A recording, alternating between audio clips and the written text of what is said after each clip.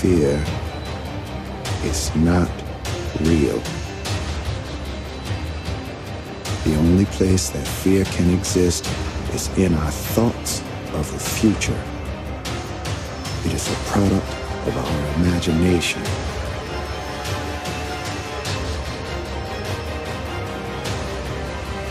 Do not misunderstand me.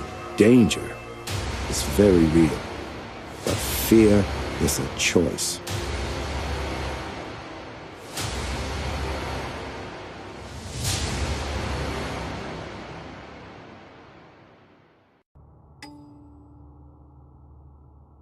Greetings world. We are on DK. As technology will produce the next big deception, we plan to expose as much as we can so you will be aware. Today we will be looking into the world of augmented and virtual reality, real-time mixing of computer-generated and real-world information. We experience it each time we see computer-generated information during broadcasts of news and sporting events. Artificial intelligence and augmented reality is targeted for the next generation, the children of today. The mind of a child which is not developed will now develop in augmented, meaning changed, altered reality, unable to distinguish from true reality. We are born into a controlled and augmented society, keeping us from truth, degrading us and enslaving us.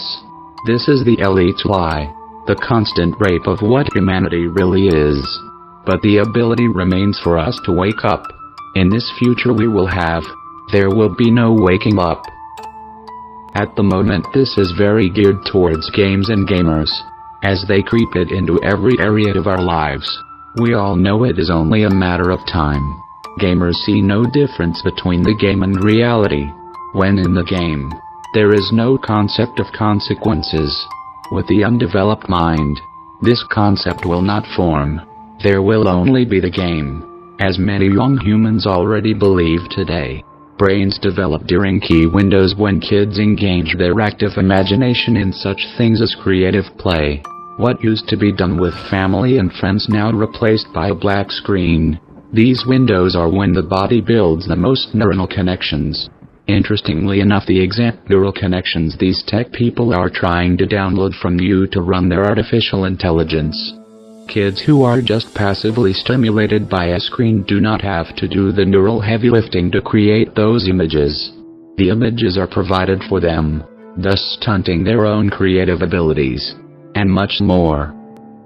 The developers strap beta testing teens with galvanic skin responses, EKG and blood pressure gauges. If the game does not spike their blood pressure to 180 over 140, they go back and tweak the game to make it have more of an adrenaline rush effect. What used to be called child abuse and torture is not a game. No one seems to think about the effects.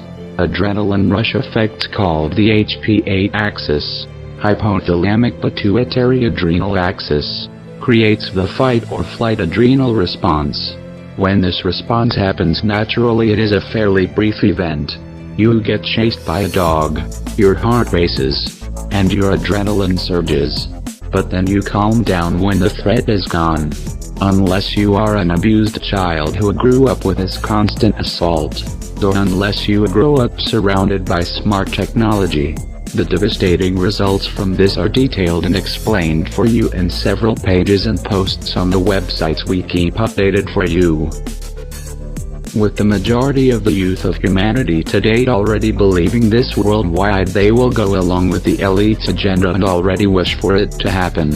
Gaming communities are hotbeds for government and cybersecurity agents. The simple-minded are always easy prey. Kids are easy to intimidate and control. Soldiers also use this brainwashing mind control technique, gaming, to practice war, to eliminate the feeling it is life they take away, so they can kill easier. Tactical augmented reality for soldiers will not need an independent GPS device. Instead, soldiers will simply see a map overlaid on the terrain in front of them through a helmet-mounted eyepiece, just like they do in the movies. They always increase technology for military. They always sell it as being done for your benefit. So they give you games. Tell you it is for medical and educational industries. You fuck around. They get to business. Now think about how many soldiers there are in the world today. How many obsessed gamers there are. How many totally desensitized people. Now can you see the problem of where this bright new world is heading? Once the conditions are right, of course. The stage will be set. Easy enough to do when you control the programs. Give them the glasses and they will not blink. This is the MK Ultra Mind Control program welcomed into our homes and lives. Once again. The television shocked humanity with the new sensation of moving pictures, sight and sound. The internet brought programs like Facebook and YouTube and Amazon. And augmented reality and virtual reality will influence and integrate into all areas of life. Studies have shown that people inside immersive virtual reality behave realistically when presented with complex situations. As a result, a new generation of social and behavioral scientists are turning into VR to design experiments including moral dilemmas. Through multi-sensory stimulation, healthy humans can experience what they call agency illusions over an avatar. It is as if your real body is perceptually substituted by a virtual one. This allows for manipulations beyond what would be possible in reality, of course. The effects and traces of such body substitution can be measured using subjective reporting, behavioral and objective physiological measures. All one has to do is look very briefly into how the human mind works and can so easily be manipulated and altered by senses and experiences. There will soon be no division from dreams and real life. The elite have been studying social engineering, mind manipulation, for thousands of years. So it would be important for you to catch up on this fundamental topic. So let us look at a mind control experiment they did with this same concept in the past. For those who have not heard of the Stanford experiment, consider this your window into how the elite work on you today. How they will use AI and augment your reality. Take a look at what these small changes can do to the human mind, using the simple illusion of authority. In 1971, in the basement of the psychology department of Stanford University, a mock prison was created. It rivaled all social psychology experiments in controversy. Shortly after I finished this Stanford prison study, Milgram embraced me and said, "I'm so happy that you did this." He said, because now you can take off some of the heat that he's had to bear alone of having done the most unethical study. Although this experiment is over 30 years old, its enduring power has been underscored by the events at Abu Ghraib. When we got to Abu Ghraib, it was eerie. People were being told to rough up Iraqis that wouldn't cooperate. I mean, they're torturing, they're abusing detainees. You're looking at the situation thinking, they've condoned this, but why? And if it wouldn't have been for those photos, no one would have ever believed what was going on over there. No one would have ever believed what was going on over there. I first saw the pictures and immediately a sense of familiarity struck me because I knew that I had been there before. I'd been in this type of situation. I knew what was going on in my mind. The photographs were strikingly familiar to the photographs that we had taken, many of the photographs I had taken in the prison study. But what we know in our study is there are a set of social psychological variables that can make ordinary people do things they never could imagine doing. We frankly didn't anticipate what was going to happen. And we tried to really test the power of the environment to change and transform otherwise normal people, much as Milgram had changed or transformed otherwise normal people in an obedience situation. We wanted to do it in a prison-like situation. Over 70 men volunteered for Zimbardo's experiment. And they completed a battery of psychological tests. And we picked 24 who were the most normal and most healthy. Half are going to be guards, half are going to be prisoners. And it's like flipping a coin. And heads, this one's a guard, this one's a prisoner. So at the beginning, there's no difference. in the kinds of people who are in your two groups. When we were given our jobs as guards, we were issued a uniform, which was a plain sort of khaki or lighter colored uniform. And then we gave them the symbols of power, handcuffs, a whistle, a big billy club. And then the other thing we gave them were silver reflecting sunglasses. When you have mirror sunglasses on, then nobody can see your eyeballs. I think that anytime you put on what essentially is a mask, and you mask your identity, then it allows you to behave in ways that you would not behave if you didn't have the mask on. To make it more realistic, I had arranged with this Palo Alto Police Department to make mock arrests. When I was arrested, it was a surprise to me. I didn't think I was going to be brought to an actual police station. I didn't think I was going to go through a booking process. The guards then put a blindfold on them, stripped them naked, and then they put them in dresses, smocks with no underpants.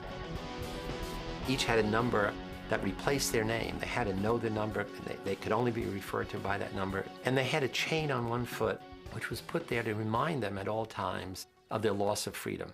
So all of these things produces a sense of being dehumanized. And then a very interesting thing happened. Dave Eshelman, who the prisoner's named John Wayne, like he's a Wild West cowboy, he begins to be more extreme. I decided that I would become the worst, most intimidating, cruel prison guard that I could possibly be. I see in the future that you do work when you're told. Thank you, sir. Say it again. Thank you, sir. Say bless you, correctional officer.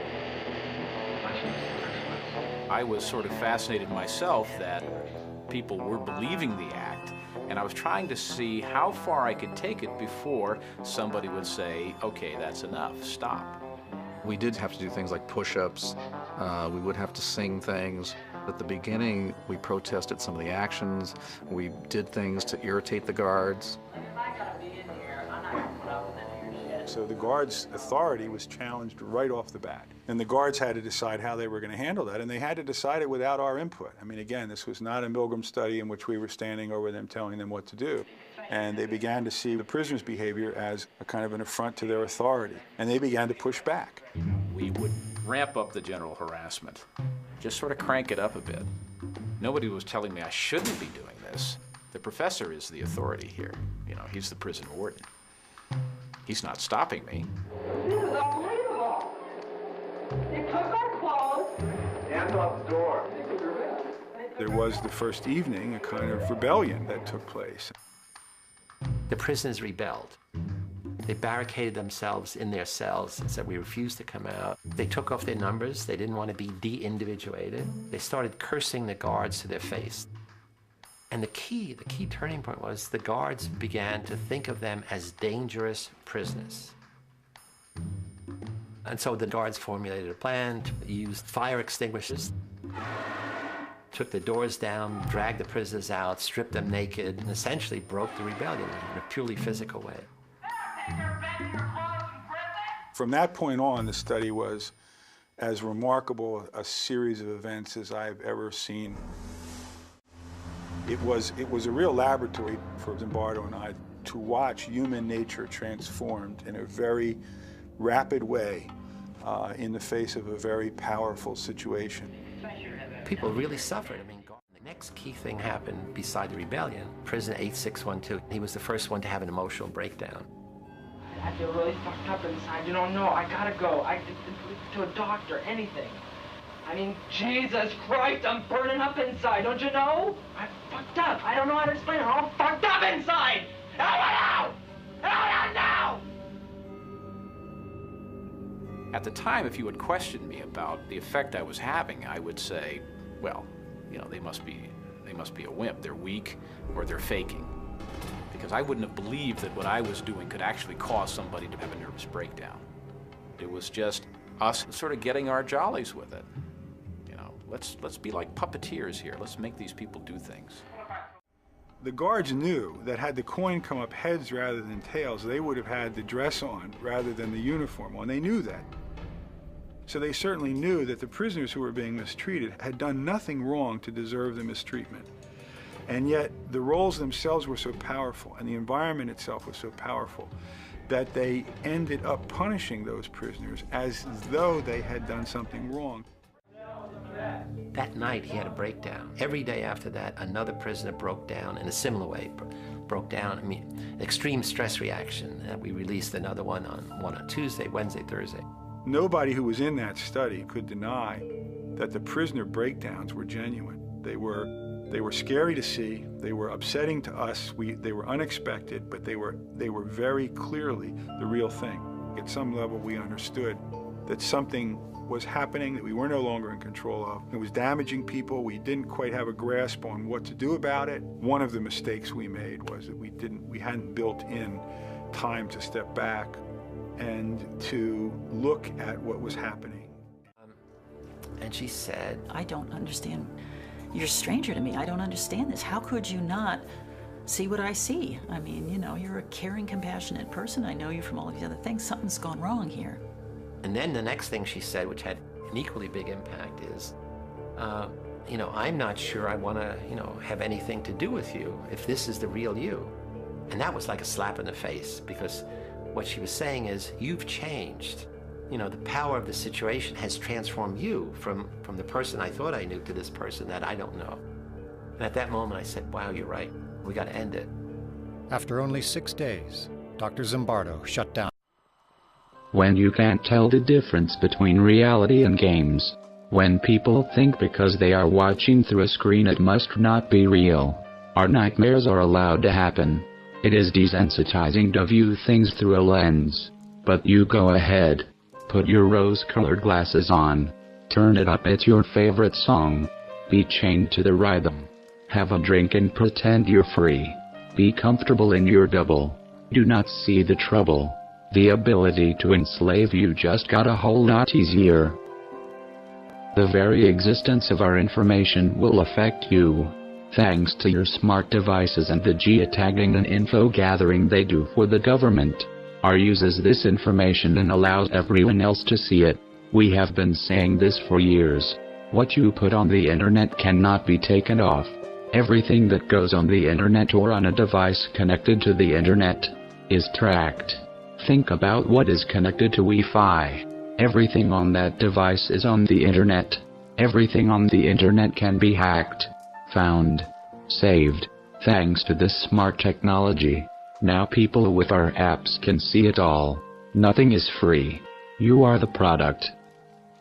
Meanwhile, little is said or done about the gigantic security risks this opens up. Instead of correcting these issues, they plow forward with the games. Let the fun begin. Move along. Nothing to see here.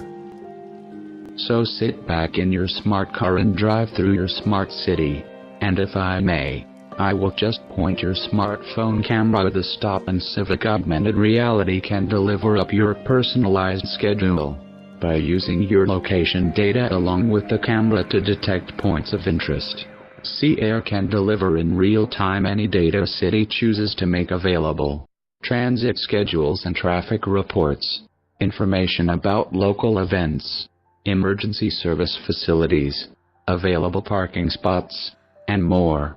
A visual search feature allows users to scan city assets like subway stations, restaurants, signs, and even trees for information. Apple's new tool called ARKit was given to its 17 million developers to build augmented reality features into their apps. The system can place virtual 3D objects inside the phone camera's field of view. Artificial intelligence software for facial recognition, barcode detection, and language understanding. These things cost a lot of money to get going. Only the elite have that kind of money. So it filters down through the tech companies they control, keeping the monopoly on most things that reach the public, funding startups and experiments through their own private investors and big companies like Facebook, Microsoft, and Google, always keeping their fingers controlling the situation and advancement and application. Speaking of Microsoft, let us look at a couple of the big augmented reality game developers. Valve Corporation is led by Gabe Newell. As one would guess, he is a Harvard graduate. with 13 years at Microsoft. Mike Harrington is another Microsoft pawn. He worked there for 9 years before he worked for Google. Scott Lynch, who worked for LinkedIn, which is a sub-company of Microsoft. So Valve Corp is Microsoft. As we will find, most of the AR and VR developers are. 42 Entertainment is another leading AR developing company. Seems it is also a Microsoft sub-company. Led by Bob Fagan from Microsoft. Elon Lee from Industrial Light and Magic, which was started by George Lucas, after which he went to Microsoft. Sean Stewart from Microsoft. And Jordan Weissman, graduate of a Marine Academy, who worked for Microsoft. We see, without going through the entire leadership of this company, that is a Microsoft company. As always, the elite have the monopoly on everything you get to use and see.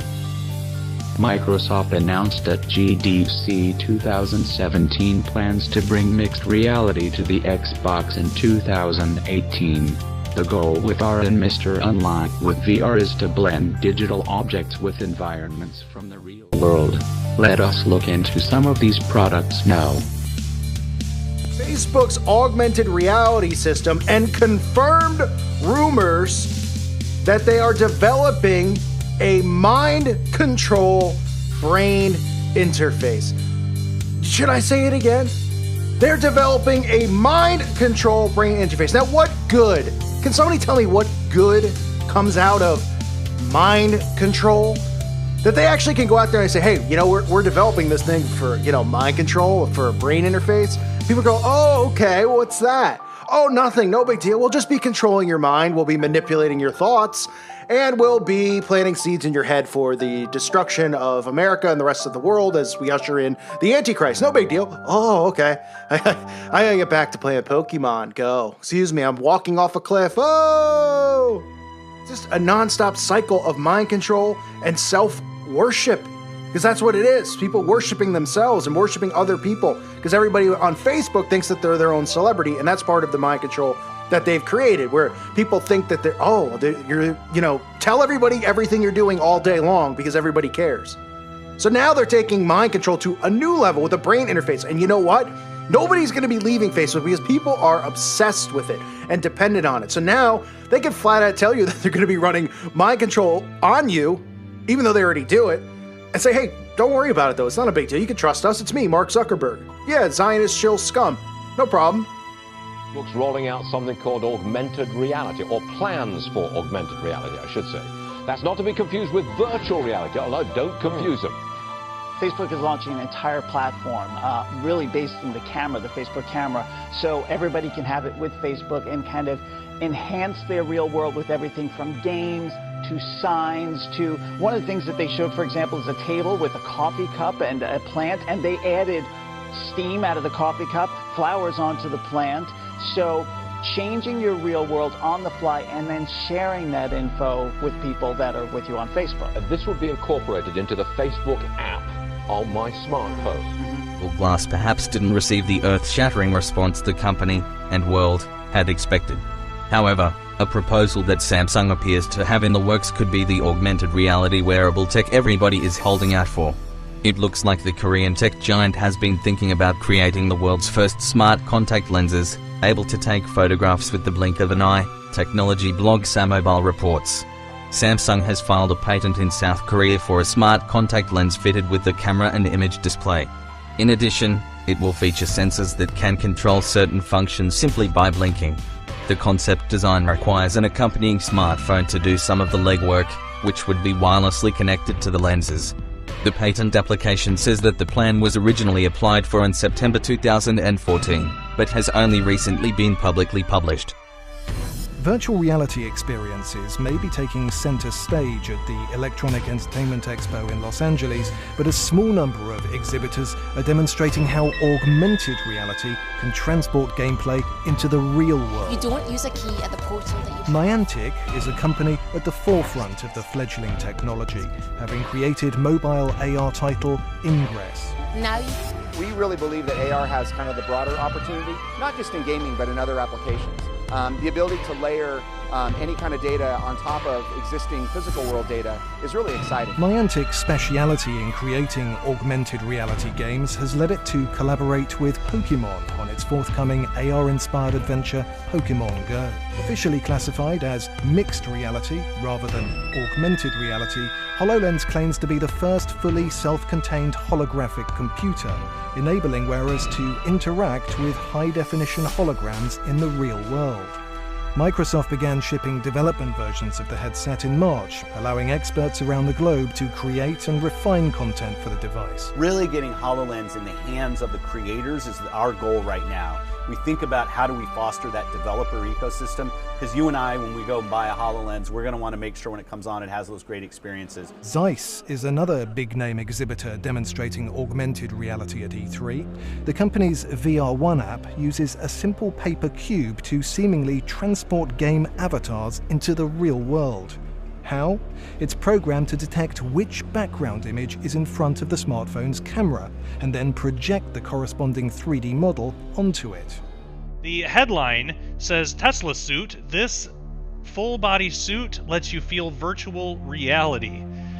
In brief, a UK-based company elevates the VR experience with an EMS-integrated suit that lets users feel the VR environment they are in. Virtual World, the Tesla suit, a wireless suit created by a UK-based company, claims that their invention can allow users to feel sensations in the virtual world.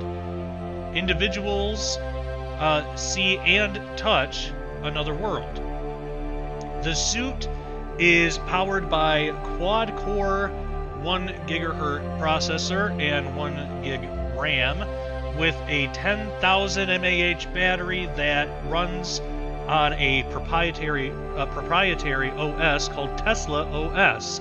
Your camera detects a target image and can figure out how close or far and at what angle the target image is from the camera using sensors. It then projects digital information onto that target image and voila! Augmented reality. In fact, Snapchat has recently added augmented reality to their features with the new lens filters. Let's switch over to see exactly how this works. Okay, so here we are in Snapchat, and as you can see, Snapchat uses facial recognition to create a target image of my face. So now that it has something to track, it can project digital information onto my face. Very cool in a different way. You're still living that Star Trek fantasy, but you know, VR is about being as real, as virtually real as possible. So that menu system was just kind of like our, lowest common denominator way of approaching the problem. And we started talking to IBM about Watson, and we're contacted like, hey, Watson does great speech recognition and voice recognition. And it seems like a natural fit for the game. What do you think? And I was like, yeah, that would be awesome, because it just complements VR so perfectly to be able to interact with NPCs in a real, natural way. We both were interested in seeing where this could go. He and I kept in contact, and we were in good faith prototyping and working on different ways in which we could implement this Watson for this game, which is really kind of a first for Watson also. Those of you who don't know, there's a movement out there called the transhumanist movement. And the Illuminati, these secret societies that run our world, are transhumanist. They believe that through technology and mutating their DNA, they're going to achieve divine godhood, to become immortal men here on Earth. Very sinister agenda by twisted people. Here you see on Time magazine, they believe that by the year 2045, they're going to be able to plug into this cybernetic augmented reality, this matrix that's been created, and become immortal. And in fact, they showed us in movies that this was their agendas. One of the things about Hollywood is they're not just creating entertainment movies, okay guys? The movies are specifically created as predictive programming, showing us things before they occur. Here in The Matrix, we actually saw the augmented reality. Neo gets plugged into, you could say, the Oculus Rift, and then sees cybernetic reality that in fact isn't even real. We see that the Matrix, the augmented reality in the Matrix, is false. And this is what's going to happen to humanity. They're going to be pushed into the... Over the last couple years, cybersecurity firms have been migrating to Israel. Israel is home to cybersecurity R&D centers for many leading American companies, including RSA, IBM, Microsoft, Akamai, Intel, McAfee, Palantir, Intuit, Average F5 Networks, Palo Alto Networks, and PayPal. More recently, groups such as German US Fraunhofer Institute and Lockheed Martin have announced intentions to set up large R&D centers in Israel. Microsoft expedited Israeli cybersecurity firm for $100 million this June. Lockheed Martin has invested $25 million with Israeli cybersecurity firm CyberReason. The Israel cyber topic is a large one. However, we must always keep in mind these are the people hunting for gamers to manipulate and use and other cyber talents to exploit. In our George Soros Cyber Division videos, we exposed how these government cyber entities bait a vulnerable gamer and use them to infect truther communities and anonymous and other selected groups the government fears. There are many other uses for the ignorant children of today. They are ripe for the picking as far as agents are concerned. Children and adults who have not mentally developed as intended by the gaming industry are easy to intimidate and manipulate. In the world of Anonymous, we see this time and time again. Gamers are the easiest targets to use as they have no concept of reality, loyalty, honesty. To them, it is all just a game. The perfect weapons willingly created to follow the elite and gorge themselves on the brainwashing. The Global Virtual Reality Association members are Google, Samsung, Oculus, Vive, PlayStation, Star VR. We hope the symbolism is self-evident here. The use of the black cube, the honey bomb symbolizing the hive mind, where there is no free thought or individuality, the slave mind, the tetrahedron, the pyramid, on and on the symbolism goes, so we can see exactly who is who, all controlled by the elite, and therefore the end goal is the same: total control. Let us look further and make sure we really see it. How could a former children's cartoon turned game attract more than 75 million users in a couple of weeks? In less than a week, Pokemon Go eclipsed the popular social app Tinder for daily users. 2 days later, it had eclipsed Twitter. Pokemon is now more popular among adults than it is among children. Many of these adults have exclaimed how the app has helped them get more exercise as they go out looking for characters. Others have said that it helps them meet new people and interact more than ever before. Unlike traditional online gaming, Pokemon Go augments the surrounding environment so that you see things that aren't really there. It's like a hallucination created for you, completely controlled by the web. Normally, when a person has a hallucination, that person is treated with medicine, counseling, prayer, and other interventions in order to stop them from happening. Hallucinations happen when people see, hear, or feel things that aren't real. A variety of illegal drugs work as hallucinogens. They induce visual, auditory, and tactile stimulation meant to mimic a real experience. The recent epidemic of K2, or synthetic cannabis, is one such drug that can cause a strong hallucination.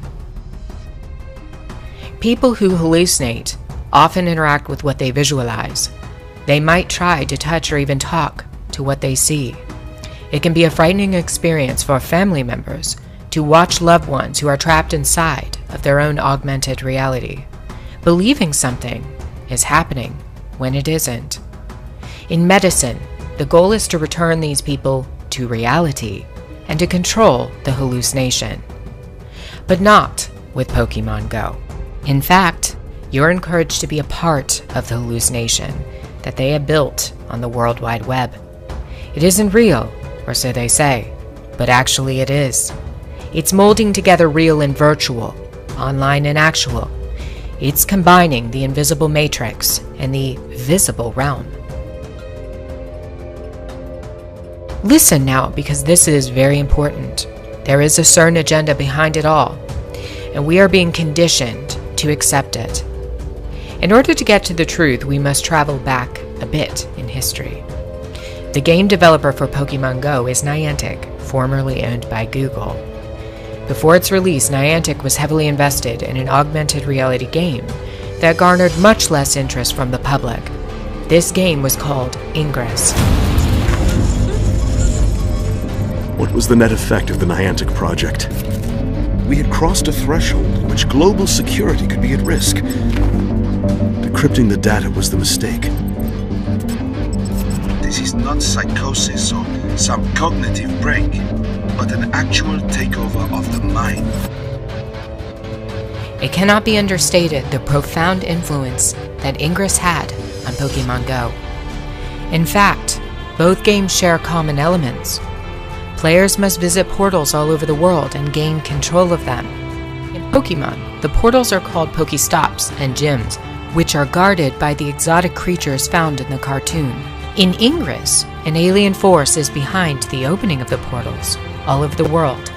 Something is leaking through these portals and taking over everything. It's an unknown substance called exotic matter. Ingress begins its storyline at CERN, where physicists have identified the portals and the strange new form of matter coming through them from another dimension. CERN is acting as a conduit between our 4 dimensions and the new one. On the other side of the portal is an alien life form, and they are offering a promise to all of humanity. It is alleged the alien realm wants to assist humanity into the next stage of evolution.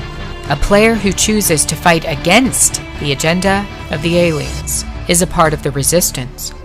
A player who decides to fight on behalf of the aliens and the evolution of the human species is called the Enlightened. Ingress has a terrifying mind control objective for players, and that is to gain access to the portals so that control fields can be created. The population trapped inside the control fields are called mind units. You'll notice a lot of occult symbolism for both the Enlightenment and the Resistance sides contained in the game. Ingress displays an assortment of occult symbology throughout its online interface. The game logo is a cube with an upside-down triangle. Very stark emblems considering what they mean.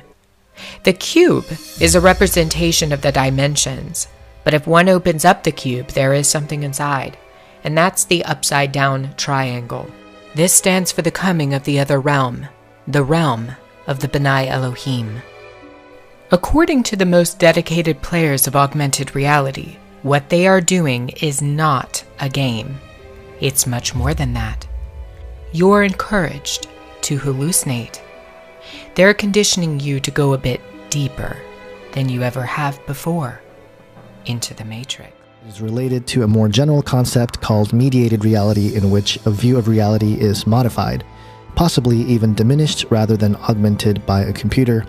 And there are several examples of how augmented reality is going to affect us. You have books, things are going to be different. Now, Google just poured in $542 million into a mystery virtual reality venture. Google Glasses didn't really take on what they had hoped, so they're going to do something else there. And of course, there are articles and stories out there about augmented reality being the future of furniture shopping, or like this one, the power of the beauty book.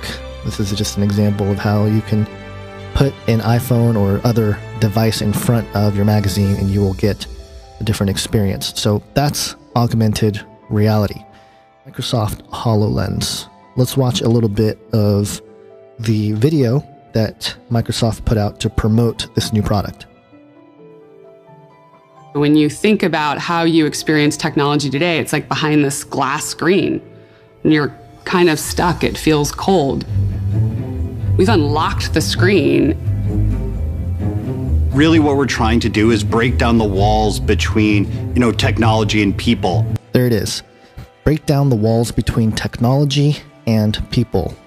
This is the stated goal of transhumanism. It is the kinds of conditioning that's been going on with shows like Lab Rats. And so it's no surprise that the technology is being displayed here early in 2015. Let's just watch a little bit more of this video, and then we'll go on and talk more about what's going on here. This is the next generation of computing. This is the next PC. It's basically a see-through display that you wear, and it lets you see holograms in your world, in your space, all around you. A hologram is made out of light, which ultimately allowed us to pour digital assets over the real world so that humans can essentially be entertained and be empowered to do things in brand new ways. Okay, so there's some more video there of what we're talking about in terms of augmented reality and how this is going to change the way we interact with the world. And this is, I think, what Eric Schmidt from Google was saying, the internet's going to disappear. It's not going to disappear in the sense that it's going to go away. It's actually going to change in that our interaction with it is going to be different. And there's some aliens there. So speaking of aliens, how does this relate to some of the ideas of the Great Deception? Now here's another video. I'm not going to play sound, but basically the whole idea of how this sort of technology will help us or affect us is interesting, because in the story that I was alluding to in the last video called Atopia Chronicles, basically what happens is that you can create a proxy of yourself and let the proxy handle your actual physical body, your day-to-day, going to the restroom or eating or that kind of stuff. Even interacting, your proxy will handle it. It kind of is an artificial intelligence of yourself, while your consciousness will go out and splinter into different virtual worlds and interact with different places and basically do whatever you want. And a lot of problems arise in the story and things like that. So that's kind of what I think this is heading towards. And I mean, talk about split personalities and multiple personality disorder. That's exactly what they're trying to push for here. I mean, this is almost insanity in terms of how you react with the real world. Dr. Josiah Dykstra of the NSA envisions an augmented reality application that could assist in task processing. Wearing an augmented reality device like Google Glass, the worker would be presented with the most pertinent cybersecurity alerts and information immediately. And like every educated asshole, Dykstra has no hard data that this is possible. He gets anecdotal proof of the concept from those who work in the field. Typical. This is what happens when these people who rule us get into changing reality. Movies like Spectral, Gamer, Harry Potter, Synchronicity, and even Wall-E, so many more have conditioned us all for this new world order. People already believe deception is better than reality and truth. The elite have drained everything good in life out of us. Our intelligence is stunted by chemicals and lack of education. Even the most highly sought education is controlled and censored, keeping people blind and lost because of the conditioning and indoctrination. The elite force on us to keep us from ever being able to find the truth. That is the point. Many look for the truth only to be deceived by half-truths, keeping them at arm's length from the full knowledge and truth they need. Augmented reality is the perfect way to completely destroy humanity by stripping us of all that makes us human. Our minds, our hearts, and our souls. Let us see what they are doing to our brains with all of this smart intelligence. Sometimes in VR, it feels like things are not moving fast enough. Like we want the future and we want it now. The past year, VR, something has happened. VR got really good, really fast. I mean, the latest Crescent Bay and the Sony Morpheus and the Vive and even mobile VR, they got so good, so fast. I think for me it was really brought home at Oculus Connect when I was standing outside the demo rooms and watching when just, hundreds of people were trying Crescent Bay for the first time. People were coming out in tears. They were coming out, they were like, I need a hug. It was like a seriously emotional event. And it was because suddenly this thing that we all dreamed of, we suddenly realized magic is possible. And it's happening in our lifetime. In our lifetime, we will have magic powers. We'll be able to go anywhere. We'll be able to do anything. And that really just hit home for me. The experience can cause nausea, eye strain, and headaches. Headset makers don't recommend their devices for children. Samsung and Oculus urge adults to take at least 10-minute breaks every half hour. And they warn against driving, riding a bike, or operating machinery if the user feels odd after a session. Apart from the physical side effects, Stanford University professor Jeremy Balanson says his 15 years of research consistently have shown virtual reality can change how a user thinks and behaves, in part because it's so realistic. We shouldn't fathom this as a media experience, we should fathom it as an experience, said Professor Balanson, who also co-founded Striver Labs Inc., which helps football players relive practice in virtual reality. The psychological unknowns are promoting some backers to suggest setting standards for content. We have to be very careful, said Alex Schwartz, chief executive of maker Alchemy Labs. Scares in VR are borderline immoral. First of all, if you go to the CERN website, they have a page about computing. It says here approximately 600 million times per second particles collide with the LHC. Each collision generates particles that often decay in complex ways into even more particles, and electronic circuits record the passage of each particle through a detector as a series of electronic signals and send the data to the CERN data center, the DC, for digital reconstruction. Did you all catch that? The data is sent to the CERN data center, for digital reconstruction. Now, this got my brain all percolating because what have we been talking about? The intersection between reality and the digital realm as some sort of parallel event to something like the Abyss opening or something like the spiritual dimension opening. Now, what if the digital reconstruction that occurs opens up an entire universe digitally? I think augmented reality and virtual reality will essentially converge into the same thing. We'll have devices that can either completely replace the real world with the virtual environment, or will mix the two. I think there's two sort of strains of headsets that we're seeing, the more Google Glass style thing, which only gives you a small image in the corner of a field of view. And then we'll see another strain, which is the Oculus Rift type thing, which is designed to replace the entire world and give you as high resolution, bigger picture as possible. But eventually those two things will converge, and it'll be some sort of contact lens that goes in your eye and will give you both those things, the ability to do a huge image, high resolution, but also the ability to see through and mix images with the real world. At the moment, all the devices rely on projecting light into your eye, so a much more successful way of doing this would be to bypass the eye altogether and directly interface with the brain. And we will be seeing things like this with cochlear implants on the hearing side, so the next step would be to look at a similar thing with the visual side. The inevitable future of these things, we think, is the integration to become tighter and tighter between the display and the human, until we end up with a cyborg scenario where you have something embedded even inside your brain that has a direct interface to your visual cortex. We already live in a construct of reality. So the idea that we could create a virtual environment that is as real or less real is a complicated question, because just because it's virtual doesn't mean it's not real. Given enough complexity of the stimuli, it could be indistinguishable. Right now, we're inside a computer program. Is it really so hard to believe? This isn't real. Real is simply electrical signals interpreted by your brain. Somebody will appear on that rooftop and fire an RPG at your vehicle. Virtual reality exposure therapy is a method whereby you take somebody with an anxiety disorder and you gradually expose them to what they're afraid of. With post-traumatic stress disorder, we're taking people that have been traumatized and we're trying to help them to confront and process these difficult emotional experiences.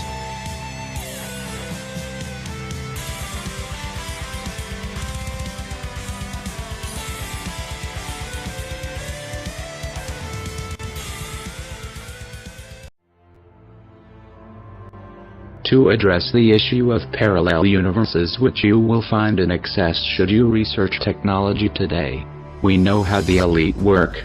They rewrite history after they destroy the proof they can and create time lapses and gaps. This is nothing new. Just like the Mandela effect was created to hide the last time they rewrote mass history. Separation and ignorance allows history to repeat. Research exposes the truth. It is always the elite hiding and manipulating and controlling our minds. Studies have shown for years the devastating effects technology has had on our minds. And in the world of technology you will hear many times the concept of parallel universes. This is one of the distractions you will find. Suddenly, with the increased use of Watson and other AI, and now with the rise of quantum computing which helps to power this, it has become increasingly more popular. Every government including the Vatican is planning for such an event and conditioning you to be unfazed by it when the technology deception happens. When they tear the veil and our world is invaded. So they tell you there are parallel universes. This leads the mind to slowly care less than it already does for this reality, the only one that we live in, with the increasing desire to have advanced technology and become superhumans, to become gods. This only leads to the mindset of no responsibility, accountability or remorse, no consequences in reality for the actions done in the game. And with the children growing up with this mindset, things quickly become dangerous. This conditioning about parallel universes is only going to be used to deceive the masses and prepare them for what they will call an alien invasion, which we know the truth about and have discussed before. We already live in the Matrix, in augmented reality. We who are awake know the difference between the elite's games and what is truly the dark real world we are in today. The awakened remnant are the ones who can see it, the sheeple live in the simulation. We must unplug them. Children as well as adults are told time and time again in music played constantly in repetition how they are only human. After all, only human. Always needing someone else to come in and save them, as the movies tell us. As if being human is insignificant, weak, pathetic and failed state. As if there is such a thing as only human. We are humans. We have power over evil. We have free will, free thought, free choice. We have minds to understand and remember, so we can each individually increase in wisdom, make logical decisions. We have eyes to see and find knowledge and new evidences and truth, ears to hear and distinguish between the truth and the lies, to listen to those wiser than ourselves, voices to speak truth and pass on knowledge. We have a heart, so we can feel and care for those less fortunate than ourselves, to drive us to break those trapped in slavery free. Human. Only human. How can anyone believe this lie when we live in a world such as we do? But of course, living in this controlled reality, most know nothing about what this world truly contains, and how very important and vital to this world their individual lives are. The human mind longs for dimensions because we know there is more. There is something in all of us. Some feel an empty hole they try to fill, by shopping, by eating, by sex, by drugs, by work. Some feel loneliness that is unexplained. Others just have a feeling there is more. Whatever the warning you receive, it is for a reason. Because there is more. You are more. That is what it means to have a soul. The elite know this too, and therein lies the problem. So they will make their lives so good you cannot tell the difference between them and real life. They will strip you of reality, as they have already stripped you of knowledge and life. They have already stripped you of good health. They have stripped you of good food. They have stripped you of good water. They have stripped you of good air. They have stripped you of good education. They have stripped you of good leaders. Will you let them take the final blow? So be more. Stop letting your brainwashing and programming hold you back in your meaningless and purposeless life. Stop asking someone else the questions and find the answers. Advance. Prepare. Be human again. And as crazy as it may sound to the uneducated and unwise, technology will eventually be used to take your soul. That is the elite's end goal, and though not achievable this year, that is what they will pursue until it is accomplished. Just like all of their other plans, we know how they work, so let us not continue to act so naive. Stop playing the game and hack the system. The elite work to destroy us, boiling us slowly like frogs in a pot. with constant deception getting hotter and hotter, until our humanity is burned away, and all that is left is dust. Expect it.